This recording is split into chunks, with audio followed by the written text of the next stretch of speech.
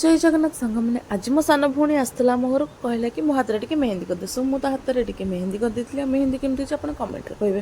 तापर मत कही मो हाथ में नेल आर्ट करदे देन मुझे हाथ में नेल आर्ट करदी आज सुदश व्रत था बोले मो मम्मी घर भात डालमा पापड़ दही बैंगन शाग सन्तुला आ खिचड़ी करथिला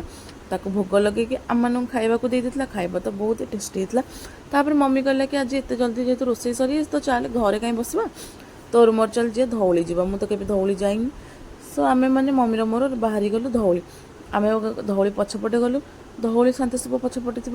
महादेव मंदिर पाखक फास्ट गलु से बहुत ही गहली होता मु तो ये बहुत थर मो मम्मी के आस ना सो ये आम ठाकुर को दर्शन कलु तापर आम आसलु धौली फ्रंट पटक तापर धौली सैड्रे थी माने मंदिर सैड्रे थी आउ गए मंदिर को आम जाइलु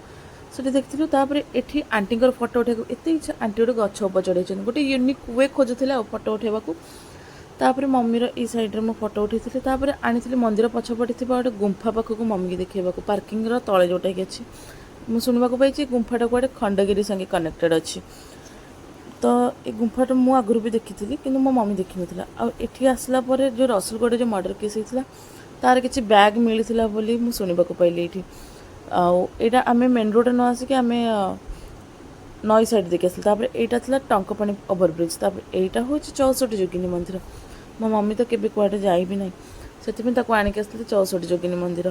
तापर मम्मी को ये जगहटा बहुत ही भल लगी माँ 64 जोगिनी को आम दर्शन कलु तर 64टा रूप देखिलु तापर नई मंदिर मंदिर आम आसलु केशुरा पाखु पीलु आखुरस तापर आम खाइलु जिलापी आ पार्सल करके भी आनिलु जिलापी तापर आम जा खाइलु गुपचुप गुपचुप खाइला पर घर को आसला मो मम्मी रही देह जाक रिएक्शन सो एबे मु रहुची टाटा।